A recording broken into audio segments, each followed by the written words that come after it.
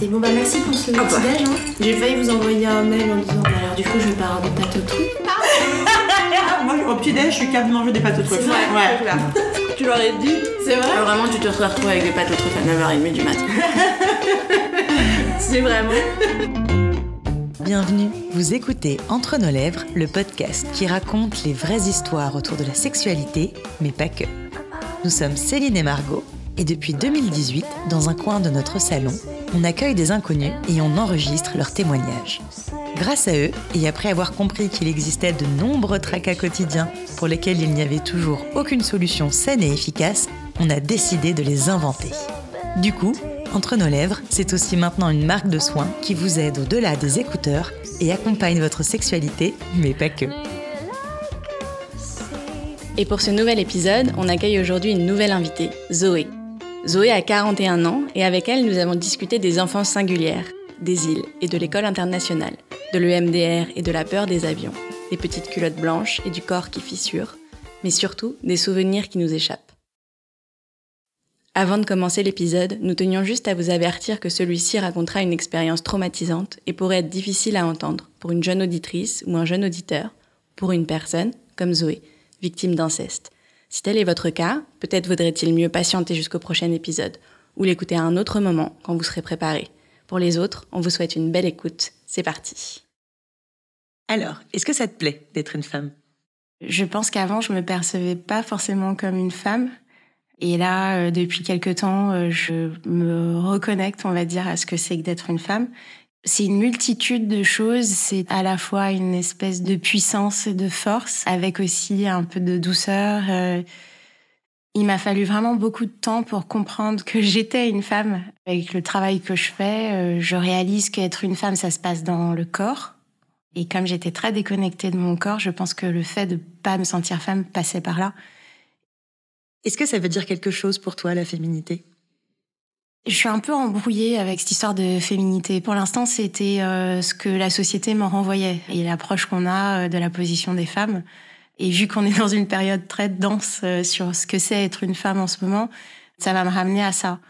Je regarde la féminité vraiment comme une terre inconnue. Je sais pas trop quoi en faire. Moi, avant, je me disais une femme, c'était quelqu'un qui avait des seins, qui s'habille bien, qui fait attention à elle. Et là, je crois que je suis en train de découvrir que la féminité, c'est autre chose de plus grand aussi, une connexion qu'il y a entre tout le monde, en fait, aussi. La féminité, c'est justement pas quelque chose qui est propre aux femmes. C'est vraiment quelque chose que tu peux retrouver aussi chez les hommes. J'aime bien cette espèce d'ambivalence de côté féminin chez les hommes et de côté masculin chez les femmes. Est-ce que tu sais si tes parents, ils étaient heureux d'avoir une fille ? Alors mon père, oui. J'ai découvert qu'il voulait pas d'enfant, en fait, à la base. Quand il a appris que ma mère était enceinte, il était très content. Je pense qu'il s'est laissé happer par tout ça. Et il a été ravi d'avoir une fille. Et ma mère, je sais pas, elle m'a toujours dit qu'elle avait pas de préférence. T'as grandi avec quelles idées, toi, concernant les filles et les garçons, et puis plus tard, les femmes et les hommes ? J'ai grandi avec l'idée, en tant que future femme, il fallait que j'aie mon indépendance. Pour autant, maintenant, avec les reculs, quand je repense à comment ça s'organisait et comment ça s'organise à la maison, je trouve que c'était plutôt très... Ma mère faisait tout et mon père n'aidait pas. Enfin, un schéma ancien, en fait... Pourtant, ma mère était quelqu'un qui travaillait, hein. Mais voilà, c'est elle qui faisait les courses, la cuisine, s'occuper de la maison.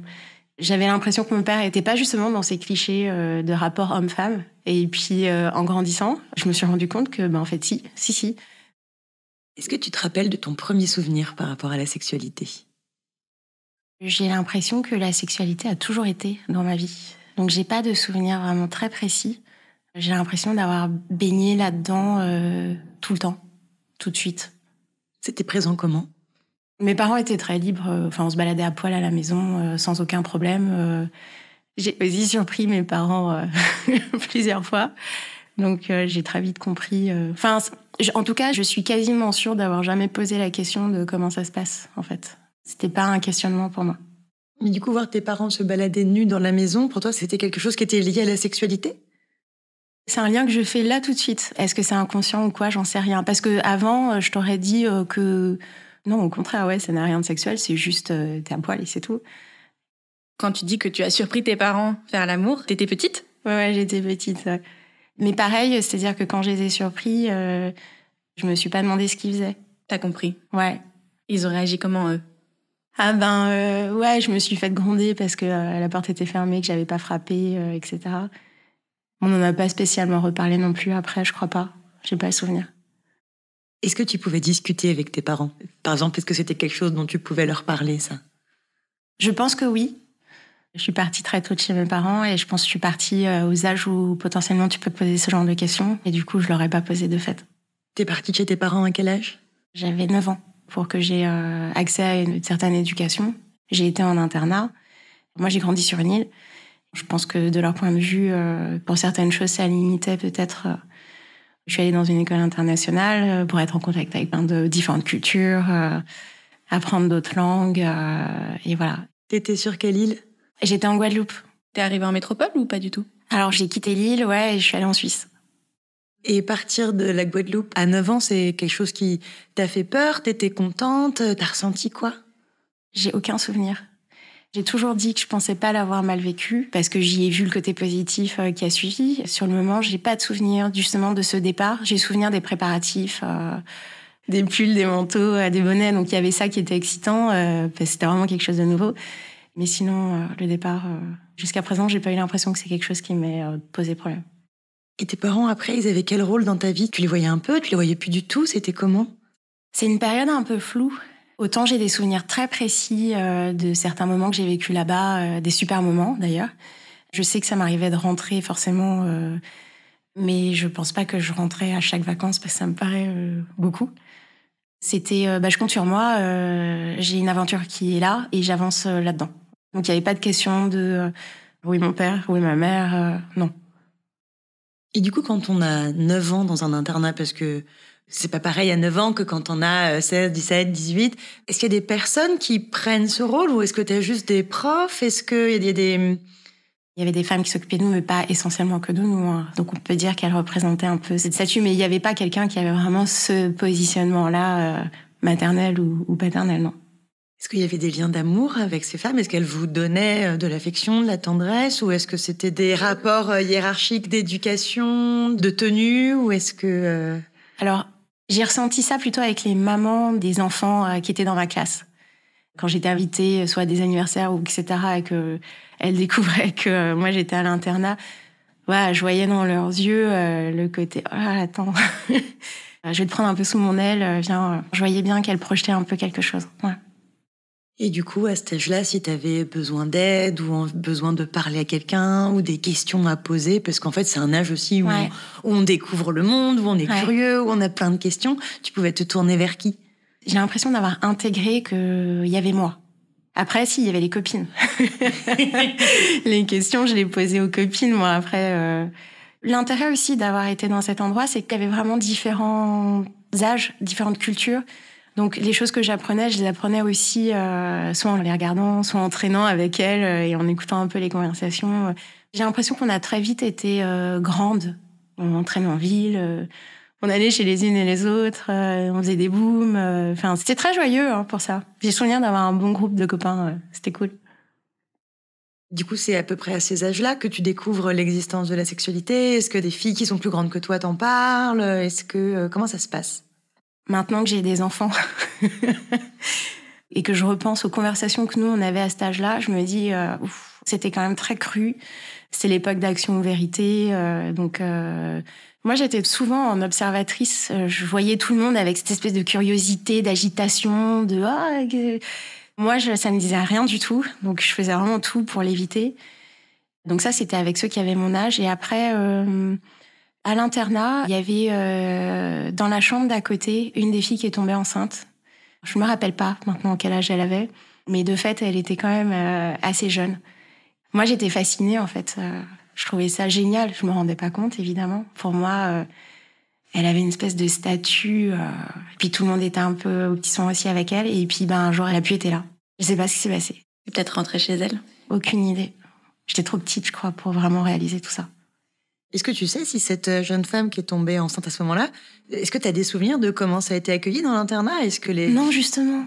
J'ai la sensation, quand j'y pense, d'une apparition de cette jeune fille enceinte, Je pense que tu l'as intégré comme plein d'enfants de 9 ans intègrent des choses, c'est-à-dire c'est là, ça arrive, ça a l'air normal. Exactement. Je remets pas en question, et puis en fait, c'est plus tard que tu te dis, en fait, effectivement, c'était...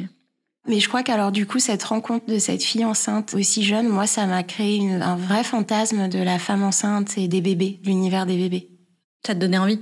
Je sais pas si c'était de l'envie, mais j'avais vraiment cette espèce de curiosité pour les bébés, pour ce monde-là. J'étais fascinée, quoi, vraiment. Est-ce que tu as un souvenir de découvrir la masturbation à un moment ? Ouais, moi j'ai commencé très tôt, sauf que je savais pas ce que c'était. Que c'était ça. J'ai souvenir que je le faisais souvent en allant dormir, parce que j'ai remarqué que je dormais mieux. Je trouvais ça très relaxant, mais j'y mettais pas du tout de sexualité. Et je crois en fait que quand j'ai percuté que c'était ça, la masturbation, je pense que je devais avoir 15 ans, que c'est la première fois que j'avais un garçon dans ma chambre et que j'ai eu un orgasme parce qu'il m'a tripoté. Cette sensation était tellement familière que j'ai reconnecté. Je me suis dit, oh la vache, c'était ça que je faisais en fait. C'était de la masturbation. Mais j'ai pas du tout souvenir d'en avoir entendu parler, à vrai dire. Quand tu dis que tu faisais ça depuis toujours presque, tu le faisais déjà enfant Ouais. Mais je pense que les enfants commencent très tôt et c'est pas de la sexualité, c'est juste de la curiosité. Et ce qui est intéressant là-dedans, c'est que je trouve que c'est une façon juste de se connecter à son corps et de voir le bien-être que ça procure. Parce que moi, c'est le souvenir vraiment que j'en garde, cette espèce de relâchement, de déconnexion et d'abandon. C'était vraiment ça. Pour toi, c'était quoi, faire l'amour ? J'abordais plutôt le côté romantique qui précède le faire l'amour. Le dîner romantique, du moment que tu passes avec ton amoureux. Mais ça n'allait jamais au-delà de ça. Tu fantasmais pas une première fois ? Non. Maintenant que j'y pense, ça serait plutôt de la sexualité pas crue, mais vraiment brute, et non pas... Le terme faire l'amour est lié plutôt à quelque chose d'un échange avec quelqu'un, d'un couple qui s'aime, ou en tout cas d'un moment passé entre deux personnes, d'un échange. Moi, je voyais pas ça. Moi, je voyais plutôt le côté mécanique. Toi, pour toi, la sexualité, elle était associée à un acte, quoi. Ouais, exactement. C'était vraiment dissocié. Il y avait le côté mécanique et le côté romantique. Mais l'un n'impliquait pas l'autre. Ton idée de ce que c'était la sexualité, t'as l'impression qu'elle a été imprégnée de ce que t'ont raconté tes amis à l'internat, de ce que t'as pu voir, des conséquences que ça avait, une grossesse par exemple. Comment tu te l'es créé, ton image ? Il y a eu les magazines qui ont joué un rôle. Et je pense que ça a alimenté le côté cru des choses. Ma meilleure amie à l'époque m'avait emmenée dans la chambre de son père et m'avait montré ses magazines de cul. Je crois que j'étais vraiment tout le temps beaucoup dans l'analyse des choses. Et quand elle m'a montré ça, j'avais en tête ses parents. Et je me disais, mais je vois pas sa mère faire ça. Et en même temps, je me disais, je pense qu'il a donc ses magazines parce que sa mère ne fait pas ça. Donc il recherche ça. Et lui, je le trouvais tellement cul déjà dans son... Mais le cul malsain en plus. Et tomber sur ses magazines, ça me donnait vraiment raison. C'était quelque chose qui te dégoûtait un peu et te faisait peur ?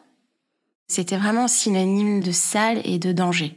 Moi, j'avais des voyants qui étaient en route et qui me disaient non. Le sexe que tu voyais dans les magazines ou même le sexe en général ? Le sexe en général. Déjà, à cette époque-là, je trouvais que tous les rapports étaient indexés par cette sexualité-là. Ces échanges, pour moi, étaient toujours des échanges liés au cul. Tous les rapports des gens ? Ouais, et puis même le toucher, le contact avec les gens. J'y voyais toujours quelque chose de caché derrière... avec une recherche de plus. Que ce soit la nudité de tes parents ou là, les rapports avec les gens, c'est comme si tu voyais la sexualité partout. Ah ouais, moi j'avais vraiment l'impression que c'était... je trouvais que la vie était sexuelle. Tout à l'heure, tu nous racontais une fois à 15 ans dans un lit avec un de tes copains. C'était ta première fois ?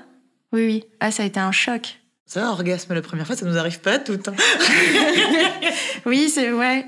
Mais le choc que ça a été, quoi.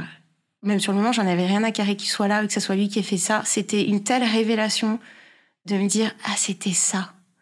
que j'étais vraiment concentrée sur ce que ça m'avait provoqué et j'étais « Ah, donc, voilà !»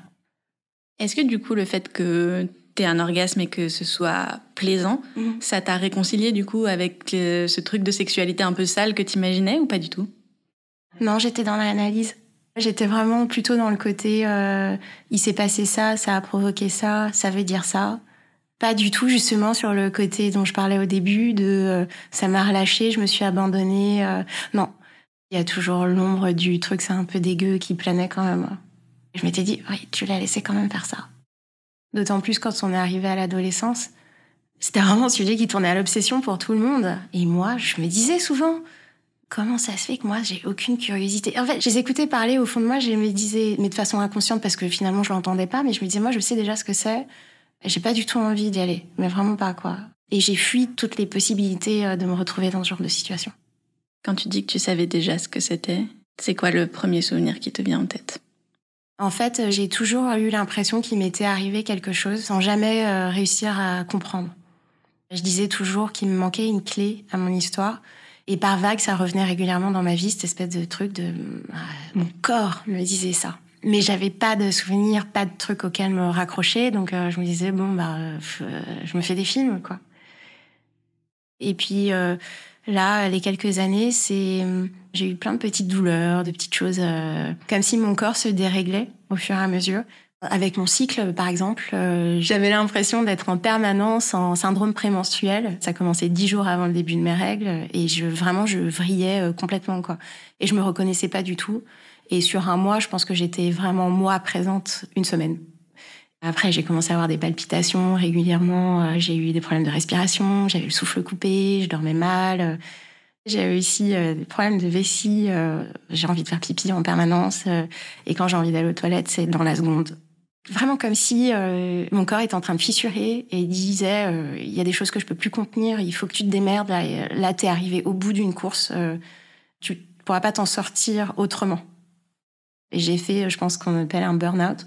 Je suis allée au boulot un matin et je pense que peut-être une demi-heure après être arrivée, j'ai regardé mon chef et je lui ai dit je me barre, j'en peux plus. Enfin, j'ai pas compris ce qui s'est passé, mais j'ai senti que si je partais pas dans la seconde, j'allais mourir. Et donc je suis partie, j'ai été mise en arrêt. Et là, je me suis dit qu'il fallait que je fasse quelque chose, que c'était pas possible. Donc j'ai parlé à ma gynéco de mes problèmes. Bon, vous savez, toutes les femmes ont des problèmes prémenstruels, machin. Je lui ai dit non, mais non, là c'est pas possible. Bah vous devriez prendre la pilule. Donc je me suis énervée avec elle en lui disant la pilule pour moi c'est juste pour pas avoir d'enfant, c'est pas pour régler des problèmes. Bon bref. Et donc en discutant, elle me dit si vous voulez, je connais quelqu'un qui fait de l'EMDR, peut-être que vous pourriez aller le voir. J'ai donc découvert ce que c'était. C'est une espèce de technique où on te fait un stimuli physique qui passe par les yeux notamment. En gros, tu te retrouves en face de quelqu'un qui a une espèce de bâton avec au bout une boule qui fait circuler cette boule de gauche à droite. Tes yeux doivent suivre ce mouvement et tu travailles sur les images qui te viennent. Ça te permet en fait de te réapproprier tes souvenirs et de les analyser. Et surtout, c'est censé, quand tu as des traumatismes, ça te permet de revenir dessus, de les apaiser et de faire en sorte que ça soit plus quelque chose de traumatique pour toi. Et à l'époque, moi, j'y vais parce que j'ai un problème avec les avions. J'ai eu un petit ami libanais et on est parti au Liban un été. Et il se trouve que l'été où on y était, il y a une guerre qui a éclaté. Et donc, on est resté coincé là-bas quelque temps. J'ai jamais traité ça. J'avais pas réalisé à quel point ça m'avait laissé des traces. J'ai quand même réalisé que à chaque fois que j'entends un avion, il faut absolument que je repère d'où vient cet avion, que je puisse me dire, bon, c'est un avion de tourisme, c'est rien d'extraordinaire. Et moi, je me suis dit que peut-être que ces dysfonctionnements que j'avais venaient de ce traumatisme-là et que mon corps est en train de me dire, il faut que tu travailles dessus. Et donc, j'ai commencé cette thérapie, on a travaillé là-dessus, mais très rapidement, on a bifurqué sur tout un tas d'autres choses, jusqu'au jour, en fait, où on a fait une séance. Et dans cette séance, j'ai sorti de nulle part des images qui sont arrivées. J'ai visualisé une image d'une petite culotte blanche d'enfant. Et je me suis dit, mais qu'est-ce que c'est, quoi? Et la séance qui a suivi, on a recommencé. Et là, j'ai senti clairement que mon corps n'irait pas plus loin. C'est-à-dire que j'étais assise sur un canapé et le simple contact du canapé sur ma peau m'a insupportée. Du coup, j'ai interrompu le truc et j'ai senti qu'on allait vers quelque chose que je maîtrisais pas et pour lequel j'étais visiblement pas prête. Et du coup, j'ai arrêté mes séances-là. Les 2 séances qui ont suivi, j'ai trouvé tout un tas d'excuses pour pas y aller. Lui, il a senti aussi, parce qu'il m'a posé la question, il m'a dit, mais est-ce que vraiment vous pouvez pas ou est-ce que vous évitez Donc moi, très pleine d'assurance, je dis non. Et les séances d'après, je lui ai dit, c'est bon. J'ai avancé, je me sens très bien, je vais m'arrêter là. Et j'ai arrêté en étant très bien, effectivement. Les mois qui ont suivi, je me sentais détendue. J'étais vraiment focalisée sur ce côté avion et je me sentais plus détachée. J'arrivais à me maîtriser un peu plus, j'avais mis de la distance, etc. Et tu repensais plus à cette petite culotte? Si, c'était dans un coin de ma tête. J'essayais de décortiquer, de voir à quoi ça pouvait me faire penser. Et j'avais pas de réponse et je me demande dans quelle mesure finalement ça m'arrangeait. Enfin, c'était pas le moment, je pense. Et donc j'ai un peu enfoui ça. Et c'est mon conjoint qui régulièrement me disait « Mais je pense que t'as pas fini quand même, faudrait que tu creuses. Je pense qu'il te manque des infos. » Alors moi, je l'envoyais bouler. Je lui disais « Mais non, attends, ça va très bien. J'ai réglé, regarde, les avions, ils passent. C'est nickel. Tout va bien. » Et je suis tombée sur un podcast. C'était un journaliste qui s'appelle Stéphane Alix. Et en fait, il raconte qu'en fait, il a vécu sa vie en ayant toujours l'impression qu'il lui manquait une info, qu'il avait des grandes phases de dépression, qu'il avait un rapport à la mort étrange, qu'il se mettait souvent en danger. Et la façon dont il parle m'interpelle parce que par certains côtés, je m'y reconnais complètement. J'ai l'impression vraiment que c'est moi qui pourrais parler, quoi. Il fait beaucoup d'expériences scientifiques où il consomme parfois certaines substances pour explorer son subconscient, etc. Il se trouve qu'au cours d'une de ces séances, un souvenir lui remonte. Il a le souvenir qu'il a été abusé par quelqu'un quand il était enfant. Et il raconte comment ça lui paraît impossible parce qu'il en a aucun souvenir. Et je me suis dit, c'est exactement ce que je ressens, c'est exactement... J'aurais pu dire tous les mots qu'il a dit dans cette interview. Il raconte que voilà, il a besoin de mener une enquête pour savoir si vraiment c'est vrai, pour avoir des preuves, parce qu'il se fait pas confiance, parce que il dit que c'est tellement pas possible d'avoir oublié une chose pareille. Il finit par comprendre que c'est vrai. Et il finit par réaliser que comme c'est arrivé très tôt, je sais plus quel pourcentage de lui a complètement disparu et qu'en fait, il y a une grosse partie de lui qui est morte. J'ai toujours eu cette espèce de sensation de pas être là avec les gens, d'être morte en fait, vraiment. Mais quand même, c'était pas assez suffisant parce que je dis à mon conjoint, non mais je vais pas reprendre quand même mes séances et je lui parle de ce podcast que j'ai écouté. Je lui dis que bon voilà, je pense qu'effectivement, il m'est peut-être arrivé quelque chose. Je suis pas sûre de voir l'intérêt d'aller creuser. Parce que si j'ai réussi à vivre avec ça sans savoir, peut-être que c'est bien. Et est-ce que la vraie question, c'est est-ce qu'on a besoin de toujours tout savoir? Est-ce que je vais être capable d'affronter ce que ça va provoquer d'aller creuser? Et je m'arrête là. Et tout va bien, je continue ma vie. Quand tu dis tout va bien, c'est tous les petits symptômes que ton corps il t'envoyait. Ils disparaissent ou pas? Ils se mettent un peu en pause, certains sont toujours là. Là, à cette époque de l'année, on rentre dans la période de l'été. C'est une période qui me va très bien. Je remarque qu'à chaque année, j'ai une espèce de tunnel où je sombre à partir d'octobre. Et décembre, c'est une espèce d'apothéose. Moi, je ne supporte pas Noël. C'est vraiment, ça m'horripile, quoi. Et si on pouvait juste ne pas le fêter, ça serait génial. Les mois avancent, j'ai l'impression de mieux gérer. Et une nuit, en fait, je me réveille en panique. Je pense avoir fait un rêve, mais finalement, c'était pas un rêve parce que c'était bien trop précis. J'ai quelqu'un qui, pour moi, m'a touchée. Et c'est vraiment horrible parce que je peux pas me rendormir, je peux plus me coucher. C'était tellement insupportable cette sensation que je me dis c'était pas un rêve, c'est pas possible quoi. Chaque année tu vrilles à la même époque. Ce podcast t'a vraiment retourné la tête. C'est évident. Il m'était arrivé quelque chose potentiellement à cette époque-là et je me dis sur un Noël. Et donc là, je commence à fouiller, creuser dans mon passé, essayer de voir les souvenirs qui peuvent être là. À m'interroger les personnes que j'ai pu rencontrer, les personnes qui pouvaient être louches. Donc je repense au père de cette fameuse amie qui avait les magazines porno. J'appelle mon amie et je lui dis voilà, il m'arrive ça dans ma vie, ça va pas. Je vais te poser une question, je m'en excuse par avance, mais est-ce que tu penses que ton père pourrait avoir eu des gestes déplacés avec toi, avec moi? Est-ce que elle est pas choquée par la question? Elle me dit je pense pas qu'il se soit passé quelque chose, mais effectivement, c'était un peu bizarre. On a un rapport un peu particulier. Donc, je comprends que potentiellement, il y avait cette espèce d'ambiance un peu malsaine, mais que ça viendrait pas de là. Donc, je continue mon enquête. Quand je dis que je fouille, c'est que je suis prête à recontacter les écoles que j'ai pu fréquenter. Je voudrais interroger des gens. Après, les personnes autour de moi qui peuvent être au courant, il y en a plus beaucoup. Dans ma famille, du côté de mon père, il reste plus beaucoup de personnes. Du côté de ma mère, je les connais pas très bien parce qu'ils vivent loin. Et puis après, parce que je suis partie à l'internat, enfin, c'est compliqué. T'as pas gardé de lien proche avec tous ces gens que t'as côtoyés les 9 premières années de ta vie? Non, parce que j'ai tellement bougé souvent que du coup, pour moi, quand je rencontrais des gens, je savais que c'était pour une période donnée. Et du coup, je pense que ça a défini les rapports que j'ai avec les gens. Et quand tu commences ton enquête et que tu interroges les personnes de ton entourage, tu commences pas par tes parents ? Non. Comme je suis partie à des périodes clés, j'ai l'impression en tout cas d'avoir passé beaucoup de temps loin d'eux. Et en fait, bêtement, je me dis que quand on écoute les histoires d'agression, l'internat, c'est quand même vraiment le lieu où il peut se passer ça. Ou en tout cas, le fait que j'ai pu être avec des personnes que je connaissais pas, ça me paraissait plus logique d'aller creuser dans cette période-là de ma vie. Mes parents n'étant pas là, je me dis peut-être que d'autres adultes ont pu sentir cette ouverture-là et y aller, quoi. J'ai fréquenté 2 écoles à cette époque de ma vie. La première, je l'ai contactée, mais alors là aussi, ça fait vraiment cliché de film. Toutes les archives ont brûlé. J'ai pas vous foutez de moi, franchement. Bon, c'est pas là qu'il faut creuser. L'autre école que j'ai fréquentée, c'est une période vraiment hyper douloureuse pour moi, donc j'ai pas réussi à les contacter tout de suite parce que c'était trop. Pourquoi ?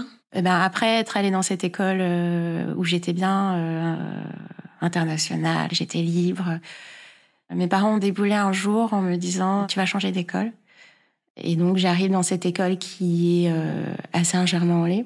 C'est une école qui est réservée aux enfants, aux personnes qui ont eu la Légion d'honneur. Donc, je rentre dans un cadre très formaté, très cadré, très militaire, très... En tout cas, moi, de mon point de vue, moi, j'ai l'impression d'arriver en prison. Mais pourquoi tes parents t'avaient changé d'école ? C'est mon grand-père qui a parlé de cette école à mes parents. Mon grand-père vivait à l'époque à Paris. Et mes parents, je pense qu'ils ont dit oui parce qu'ils y ont vu la possibilité que moi, je puisse être un peu plus proche de mon grand-père et qu'on ait un contact un peu plus régulier. Parce que jusqu'à présent, moi, mon grand-père, je le voyais une fois par an pendant l'été en général. C'était l'occasion de créer des liens. Donc voilà, j'ai pas contacté cette école-là parce que pour moi, ça remuait vraiment beaucoup de trucs et je pouvais pas mener tous les combats en même temps. J'ai failli appeler mon médecin de famille de l'époque aussi pour lui demander. Dans mon souvenir, j'avais pas mal d'infections ou d'irritations à l'époque. En fait, j'essayais de trouver quelqu'un qui ait pu sentir que quelque chose n'allait pas parce que je sais que j'ai vu plusieurs fois des psys quand j'étais à l'école et j'ai jamais su pourquoi. Donc je me dis qu'ils ont dû détecter quelque chose, mais personne n'a creusé plus. La toute première fois où j'ai vu un psy, moi je m'en rappelle pas, mais j'étais à la maternelle et je pense que je devais avoir 3 ans. Ils ont convoqué mes parents parce qu'ils me trouvaient trop agitée. Pour eux, ça les a alertés. Ils voulaient savoir si tout allait bien à la maison. Et je pense qu'ils étaient sur une bonne piste, sauf que... Ils ont creusé plutôt sur le côté bonne entente entre mes parents, de savoir si tout allait bien à ce niveau-là et si c'était pas ça qui pouvait éventuellement me perturber. Et du coup, tu as réussi à joindre ce médecin de famille que tu voyais quand tu étais petite ? Alors, j'ai essayé d'appeler, il avait été remplacé. Et en fait, ça virait vraiment à l'obsession. Donc, j'ai mis un peu ça en pause parce que je me suis dit, je vais pas y arriver comme ça. Et je voulais vraiment me rappeler, je voulais vraiment que ma tête s'ouvre. Tu misais sur une élimination ? Exactement, j'avais besoin. En fait, même si tous les éléments physiques de mon corps commençaient déjà à parler, j'avais besoin, moi, pour me dire « t'es pas complètement folle », d'une preuve. Et je sais plus, un jour, je me suis réveillée, j'ai repris le fil des choses en me disant « il doit y avoir un point en commun ». Donc j'ai repris cette période de l'année où je suis pas bien. Et donc je suis arrivée à Noël. Je me suis dit « ben voilà, il y a qu'une seule personne qui peut cocher toutes ces cases, c'était mon grand-père ». Et là, j'ai eu en tête le fait qu'il avait fait des pieds et des mains pour que j'aille dans cette école, que du coup, c'était le seul lien que j'avais parce que mes parents n'étaient pas là. Donc, à chaque fois que je devais aller quelque part, à des rendez-vous médicaux, par exemple, c'était lui le représentant. Donc, je passais par lui. Quand j'étais à mon internat en Suisse, je faisais une étape à Paris, forcément. J'allais chez lui. Je suis allée en colo ici plein de fois. C'est lui qui m'a amenée en colo. Et le lien avec Noël, je l'ai fait parce que...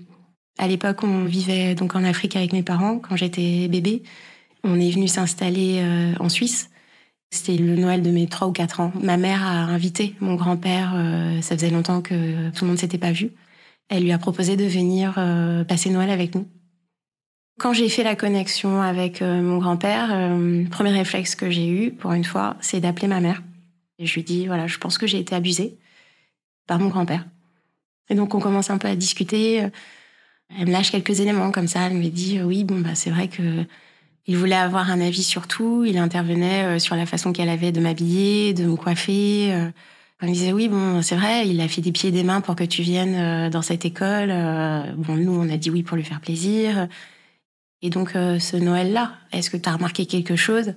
Je dis, bah non. Et je lui dis, mais il dormait où? Ben, dans ta chambre. Et c'est fou parce qu'au moment où elle a dit ça, il y a plein de choses qui se sont jouées. Moi, le fait que j'ai une réponse et que du coup, j'avais un long travail qui s'annonçait. Et tout de suite, je me suis mise à la place de ma mère. Et je suis en train de lui dire que potentiellement, c'est lui qui m'a agressée, que c'est elle qui a fait un pas vers lui pour qu'il vienne, que s'il n'était pas venu, si elle n'avait pas appelé, ça se serait pas passé, etc. Et donc, j'ai arrêté la conversation là. Quand tu dis ça à ta mère, à aucun moment elle ne remet en question ce que tu dis, elle te fait 100% confiance, genre ce que tu lui dis, elle le prend pour argent comptant? Alors effectivement, elle dit pas c'est impossible, c'est n'importe quoi. Je pense qu'elle est dans le même état que moi à se dire c'est bizarre de pas avoir de souvenirs précis, c'est bizarre de pas avoir d'éléments quand même.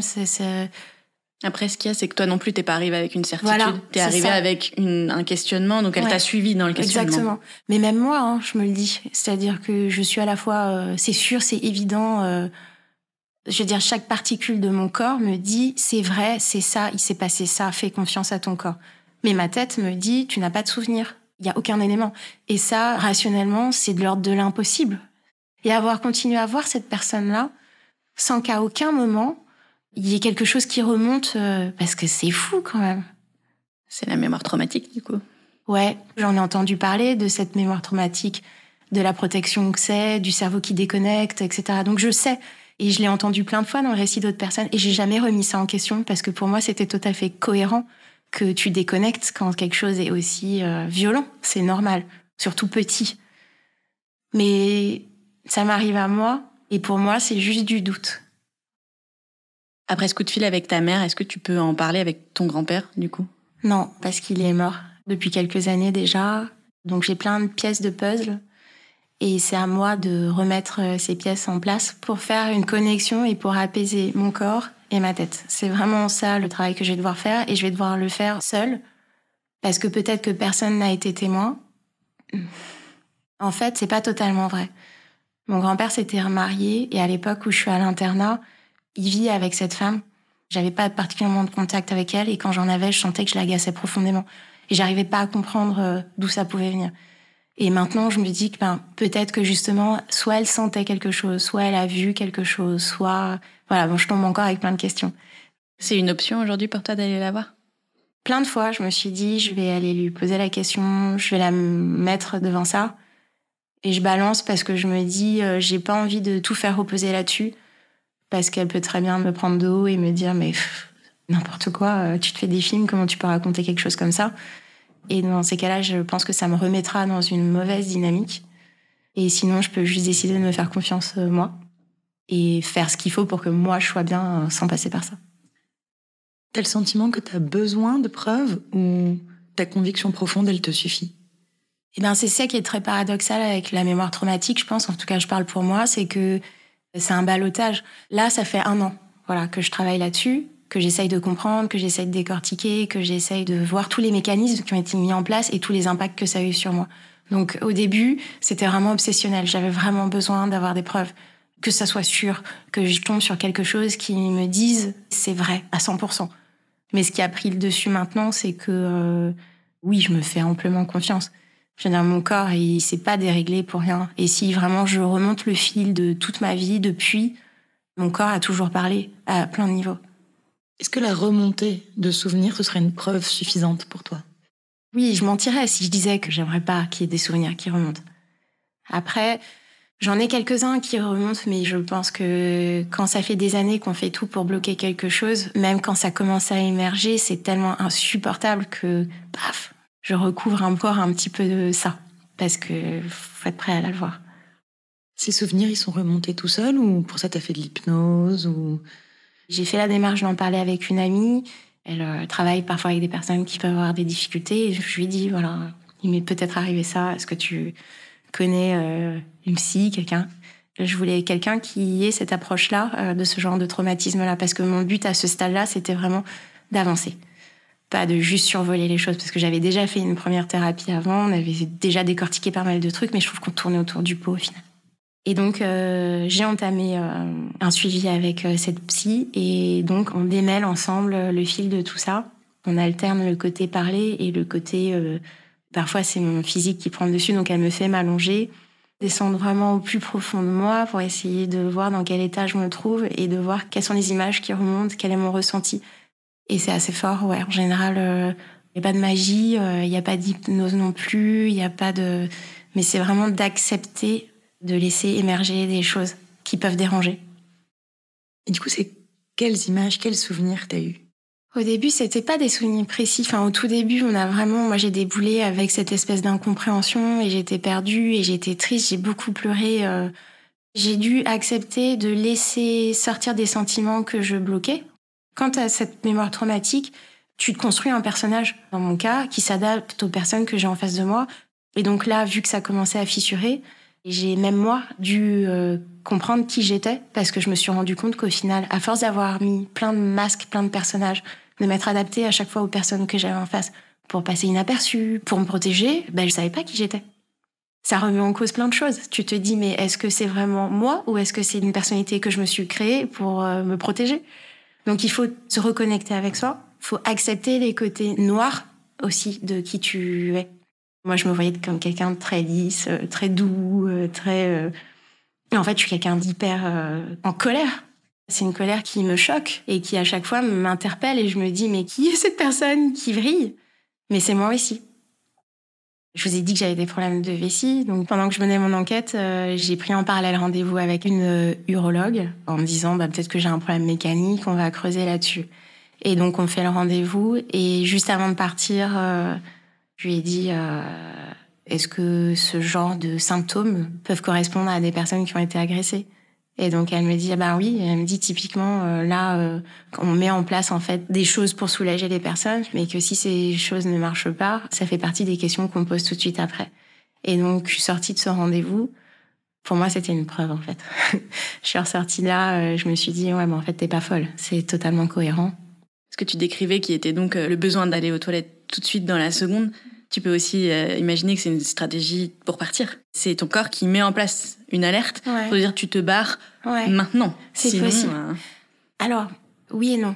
Parce que pour la peine, j'ai eu l'occasion d'expérimenter ce que c'est que de se retrouver dans une situation où justement tous tes signaux sont allumés et techniquement tu devrais partir. Parce qu'évidemment, j'ai décidé de ne pas continuer avec l'urologue parce que je me suis dit, si c'est lié à ça, je vais travailler le côté psychologique et tout va se remettre en place. Bon, évidemment, c'est pas aussi simple. Donc, je suis allée voir un magnétiseur. On fait une première séance. Je lui ai rien dit de particulier. Il me dit, oui, alors, vous avez subi des choses violentes quand vous étiez petite. Et puis, il m'explique, selon lui, après, je peux pas savoir à 100% si c'est ce qui s'est passé. Mais il m'explique potentiellement ce qu'il a pu me faire, les impacts que ça a eu sur mon corps, le fait qu'il soit rentré, qu'il ait pu casser quelque chose, que c'est pour ça que ma vessie a un problème. Donc, je ressors de cette séance complètement bouleversée. Mais vraiment, ça a été un choc parce qu'il a mis des images, en fait, sur quelque chose. Donc, c'était vraiment très violent. Et je devais y retourner pour une deuxième séance. C'est un homme d'un certain âge qui se trouve avoir, douce ironie, le même prénom que mon grand-père. Il me parle pendant cette séance de toutes les histoires glauques dont il a entendu parler, parlant d'inceste, de cas, mais vraiment glauques. Donc moi, je me dis, je viens pas vraiment pour ça, je voudrais plutôt un cadre un peu plus cool. Et donc, il pose ses mains comme ça sur ma peau. Et il me dit, mais vous avez la peau quand même vraiment très douce. Non, parce que vous savez, les hommes, je comprends que vous les rendiez fous. Vous vous rendez compte, cette peau... Moi, j'étais pétrifiée sur ma table. J'ai vraiment tous les voyants qui me disent « Mais barre-toi, mais dégage !» Non pas parce que ça allait déraper, parce que je pense pas que ça allait déraper. Mais pour moi, c'était insupportable. C'était vraiment... Je me disais « Mais attends, qu'est-ce qui se passe ?» On finit la séance, je le paye, on continue à discuter comme si de rien n'était, et je ressors de là et je me dis « Mais qu'est-ce qui va pas chez toi ?» Parce que c'est simple, il suffit de se lever, de prendre son sac, de partir, prendre sa voiture. Et même à la limite, tu lui dis « Mais qu'est-ce que vous foutez ?» Je rentre chez moi, j'en parle vite fait à mon conjoint, je lui dis pas tout parce que je me dis si c'est tout, il va péter un câble et j'ai peur des enchaînements. Donc je lui dis juste 2-3 choses et on partait en vacances le lendemain et moi j'ai sombré. C'est simple, plus personne ne pouvait me toucher quoi. Déjà j'aime pas le contact du tout, mais alors là c'était même mes enfants, tout contact m'était insupportable, je sortais plus de la maison, je voyais personne. Et mon conjoint me dit, mais tu comprends pas là ce qui se passe? Il t'a abusé. Et moi je lui dis, oh non, c'est pas de l'abus, c'est un vieux papy, il s'est un peu emballé, bon bah c'est une autre génération, tu comprends. Et je sors tous les clichés qu'on entend, mais tous quoi. Et il me dit, mais non, mais il faut aller déposer une main courante, tu te rends compte, imagine, il a peut-être fait ça à d'autres. Puis je finis par me dire à mon conjoint, mais c'est pas ça qui va me faire aller mieux. Alors peut-être qu'effectivement c'est ce qu'il faudrait faire, peut-être qu'un jour je le ferai, mais là à ce stade, moi j'ai juste besoin d'avancer sur mon histoire et de comprendre ce qui se passe là.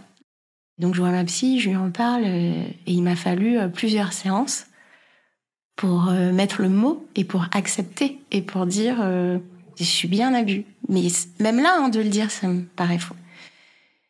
Du coup, pendant une de ces séances où je sens que ça va pas, elle me fait m'allonger et elle me dit bah voilà, reste avec cette idée, cette sensation, pense à lui et qu'est-ce que ça te provoque. Et je lui dis voilà, je me sens en danger, j'ai envie de partir mais je pars pas et je comprends pas pourquoi et je trouve ça fou parce que j'ai quand même 40 ans, je suis plus une gamine. Et de fil en aiguille, en fait, en posant ces questions, je me rends compte que c'est plus le magnétiseur que je vois, mais c'est mon grand-père. Et là, je me revois dans la chambre, je le revois lui sur moi. Je comprends qu'effectivement, ça me refait vivre ce que j'ai pu vivre. Et ça m'a permis de comprendre beaucoup de choses sur ce qu'on ressent à ce moment-là, sur le fait qu'on bouge pas, sur pourquoi on bouge pas, et sur le fait que ça peut arriver de nouveau, et sur tous les mécanismes qui sont mis en place. C'est une preuve, ça. Qu'est-ce qu'il te faudrait de plus? À un moment donné, tu es tenté de te dire qu'est-ce qui est de l'ordre de mon propre souvenir et qu'est-ce qui est de ce que j'ai entendu et de ce que j'ai vu. Il s'agit toujours, encore une fois, de se faire confiance et de revenir à son ressenti. Ce que je suis en train de comprendre, c'est que quand ça t'est arrivé aussitôt, ça te définit la personne que tu es, profondément. C'est-à-dire que moi, je me suis construite dès l'âge de 3 ans en fonction de ça. Et du coup, pour moi, les adultes ont toujours raison. J'ai toujours tort. Je suis toujours dans la position de... J'ai pas toutes les infos, j'ai pas toutes les clés, je suis vulnérable, je suis une enfant. Je suis pourtant une adulte, mais les adultes sont plus adultes que moi. Je disais aussi, moi, je vivais pas. Ça fait 40 ans que je suis morte. Je n'existe pas. Et le travail aussi que je fais là, c'est de comprendre que mon avis est important, ma personne est importante, mon ressenti est important. Quel qu'il soit, j'existe. Alors que je pense que quand tu subis ce genre de choses, on te tue. Et tu te construis en parallèle, en sous-marin, en étant bien planqué, bien... voilà. Est-ce que tu saurais dire, à un moment donné, si c'est arrivé à un autre moment qu'à ce Noël? Si ça a duré? Si ça s'est arrêté un jour? Vu qu'effectivement, c'était le lien entre mes parents, entre les écoles, etc., je pense que ça s'est produit tout le temps, jusqu'à ce que je finisse par rentrer chez mes parents. Donc je pense que ça a continué jusqu'à mes 12 ans. Quand je te disais que cette école, pour moi, c'était quelque chose d'insupportable, c'est parce que je pense que j'ai bien refoulé. Ça a été, à mon avis, l'apothéose de tout ça. Parce que t'étais plus proche géographiquement de lui, en fait. Ah bah là, il m'avait sous la main, quoi.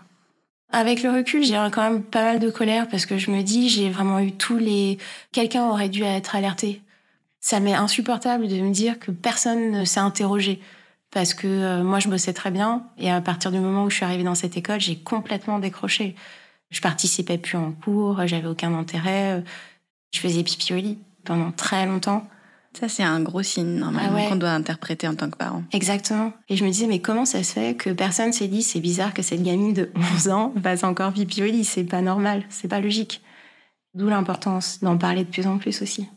Ouais, et d'être attentif aux signes, parce que malgré le fait qu'un enfant refoule tout, en fait, ce que tu dis, son corps parle, et il parle de plein de façons, et il envoie plein de signaux, et en fait, il faut juste les prendre, quoi. Ouais.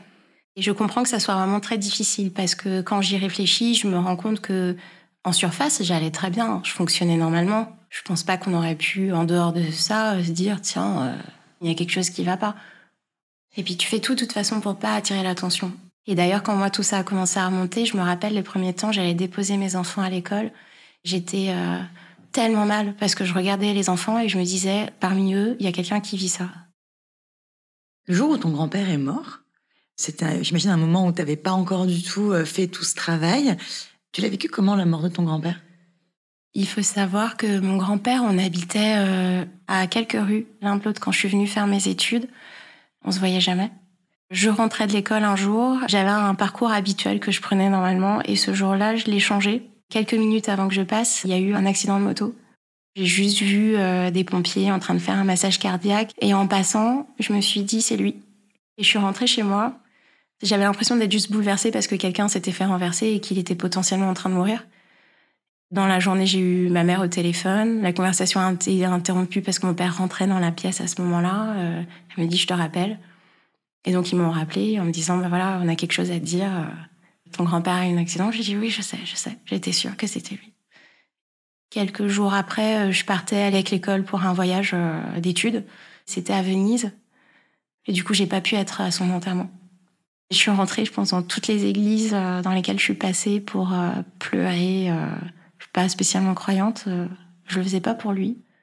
Et avec le recul, peut-être que j'ai expulsé quelque chose. T'as ressenti quoi? C'était de la tristesse, de la torpeur? Je n'ai rien ressenti. Mais tu pleurais quand même. Ouais, mais c'est ça qui est bizarre. C'est là que tu vois qu'on maîtrise vraiment pas grand-chose et qu'on a vraiment beaucoup de choses à apprendre de soi. Parce que je pourrais pas t'expliquer. J'ai vraiment effectivement pleuré. J'ai pensé à mon père. Je me suis dit, mince, comment il va réagir? Qu'est-ce que ça va lui faire? Voilà. Mais moi, quand j'y pense, je me dis, mais c'est fou de se faire renverser par une moto quasiment au pied de mon immeuble.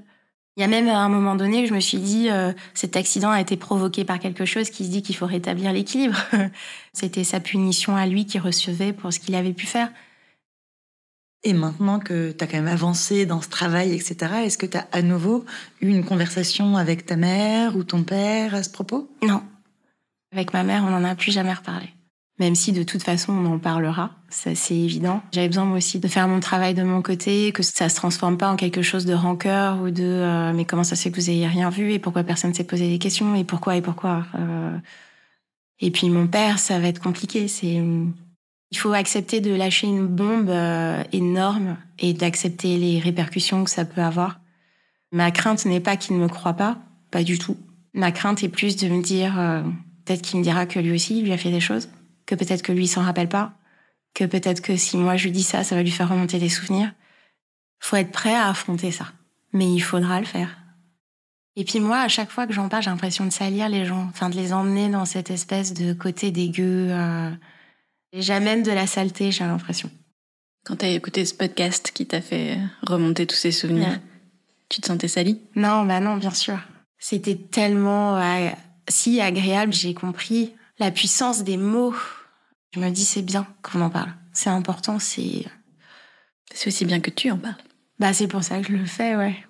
Et c'est ce que je disais à mes enfants, d'ailleurs, en partant. Je leur ai dit, plus on en parle, plus les gens sont au courant, plus ils peuvent être alertés, plus ils peuvent se poser la question, plus ils peuvent désamorcer des situations comme ça, plus ils peuvent aider des enfants, les enfants, quoi, franchement, les enfants.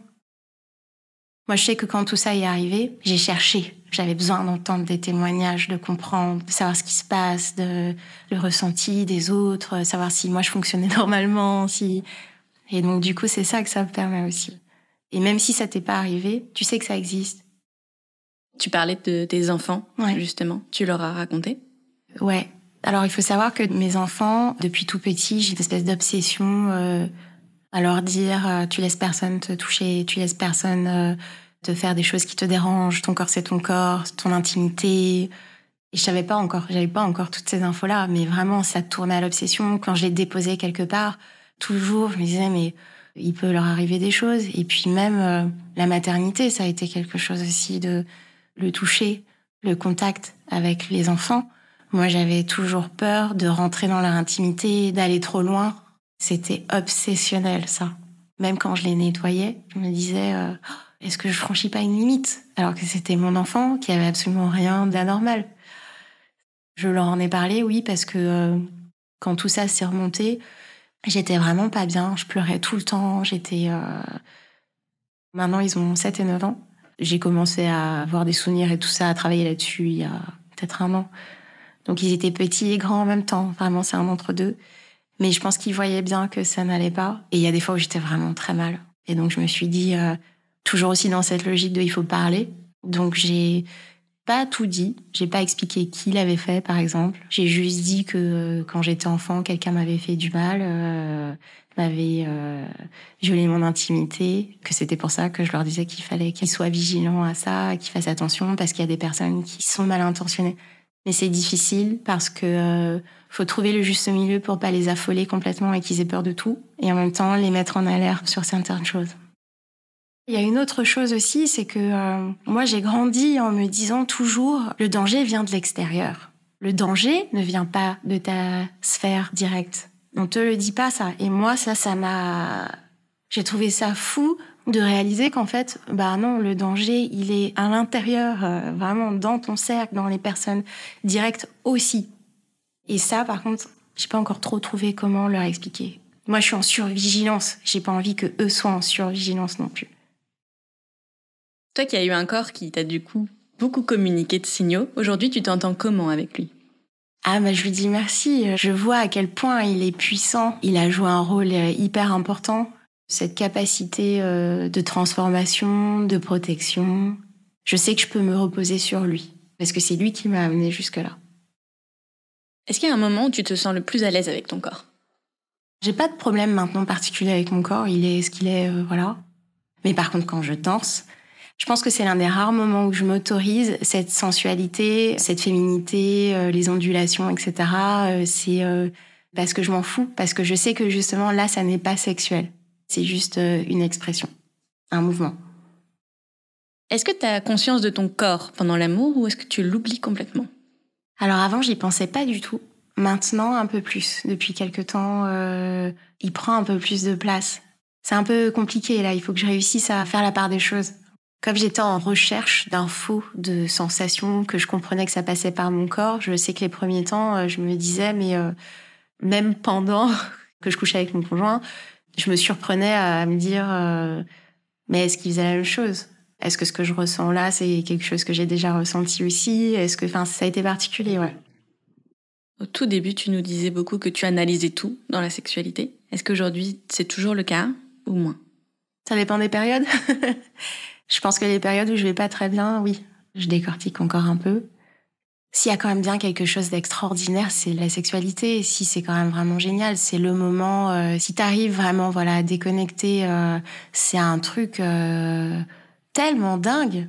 C'est le moment pour te sentir bien, pour évacuer toutes les tensions, pour reconnecter avec l'autre, pour ne penser à rien. C'est le moment de pause parfait, ouais.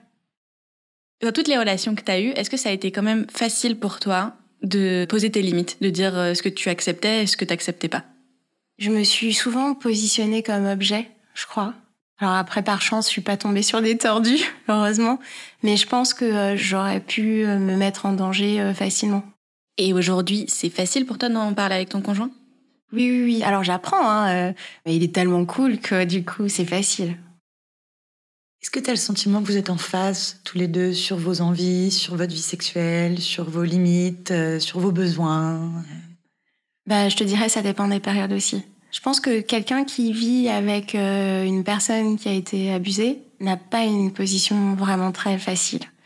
Parce qu'elle doit t'accompagner, être très patiente, comprendre, mettre de côté ses besoins, ses envies et se caler sur ton tempo. Moi, j'ai la chance d'avoir un conjoint qui fait ça. Parce que moi, j'ai des périodes, vraiment, je supporte pas qu'on me touche, qu'on m'approche. C'est parfois difficile de faire comprendre que ça n'a aucun rapport avec lui. C'est pas une question d'amour, c'est vraiment une question de ressenti sur le moment, parce qu'il y a des choses qui se jouent que même toi, tu comprends pas, en fait. Et c'est très culpabilisant. Donc, dans ces périodes-là, il y a de la culpabilité des deux côtés. Il y a la culpabilité de soi qui refuse à l'autre quelque chose dont il a besoin, et, sans raison apparente. Il y a la culpabilité de l'autre qui a des besoins et qui les fait sentir, sachant très bien qu'il comprend que c'est délicat. Mais les périodes où on est en phase, c'est super, il n'y a aucun... On est en phase. Des 5 sens, c'est lequel qui serait le plus lié à la sexualité pour toi ? Le son, les rythmes, sentir que l'autre prend du plaisir aussi. Le toucher, pour moi, devrait être le premier. Parce que... c'est là où tu es en contact vraiment avec l'autre. C'est le moyen le plus direct, en fait, de ressentir l'autre. Moi, si je suis très honnête, c'est vraiment quelque chose que je supporte pas vraiment, quoi. Comme pour moi, tout est sexuel, même une simple accolade, un simple câlin, pour moi, n'est pas gratuit, n'est pas anodin, n'est pas sans ambiguïté. Donc du coup, j'arrive pas à déconnecter et me juste dire ça va, c'est juste un câlin, tout va bien. Non. Et ça te fait ça avec tout le monde ? Ah ouais. Du coup, c'est quand même naturel pour toi de prendre tes enfants dans tes bras, de... Non, j'ai dû apprendre. Hein. On sait que le toucher, justement, est essentiel avec les bébés et que c'est justement le premier vrai contact que tu as avec eux. Mais ça a été compliqué. Je pense que mon premier garçon l'a très bien ressenti parce que les premiers temps, il y avait que son père qui existait. Moi, si j'approchais, il me disait de partir. Du coup, j'ai vraiment dû faire un travail sur moi pour pas mal le prendre, pour comprendre d'où ça venait, pour comprendre que c'était ma part, que j'avais ma responsabilité, que ça venait aussi de moi, de ma façon de me comporter avec lui. Et je pense que justement, les premiers temps, les bébés sont dans les sens, dans le ressenti.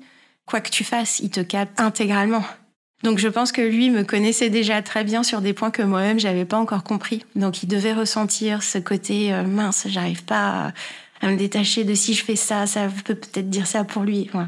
J'ai vraiment dû apprendre. Il m'a aidé aussi à apprendre. Et c'était chouette, ça.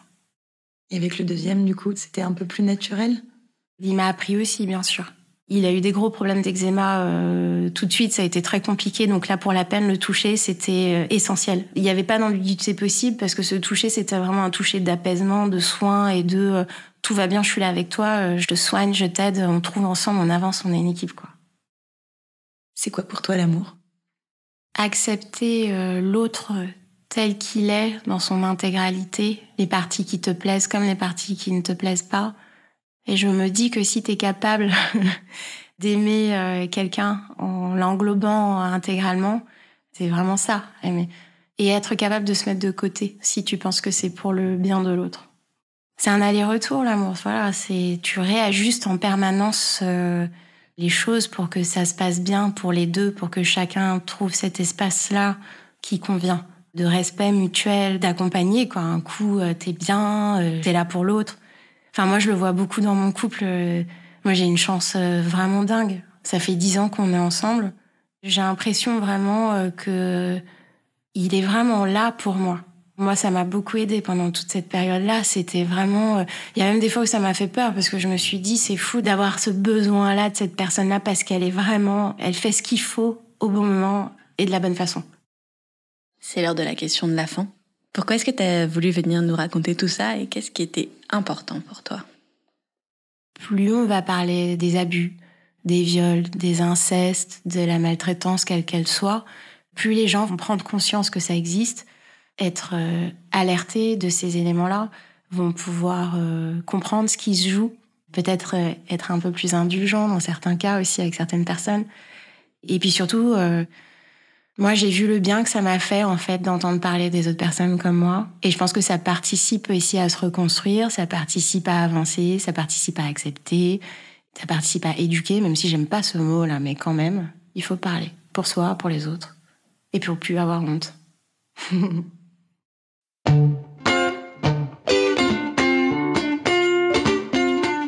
Merci 1000 fois pour votre écoute et surtout pour la confiance que vous nous accordez depuis toutes ces années. Si notre émission existe toujours et reste indépendante, c'est uniquement grâce à votre soutien et à vos commandes sur notre boutique entrenoslèvres.fr. D'ailleurs, pour ne pas rater le prochain épisode d'Entre nos lèvres, abonnez-vous à ce podcast. Vous pouvez également nous suivre sur Instagram, Facebook et Twitter. Maintenant, on est même sur TikTok. Et découvrir nos soins sur notre site internet entrenoslèvres.fr où nous écrivons aussi. Et n'oubliez pas de vous inscrire à notre super newsletter. On y raconte plein de trucs chouettes. On dévoile nos coulisses, on vous livre tous nos conseils et on partage même tout plein de recommandations. Des livres, des films, des articles, tout ce qui nous a plu ou touché ces derniers temps. Promis, c'est cool. Ah oui, et puis le montage et le mixage de cet épisode ont été faits par Marthe Cuny et la musique du générique par Martin de Bauer. Allez, à bientôt.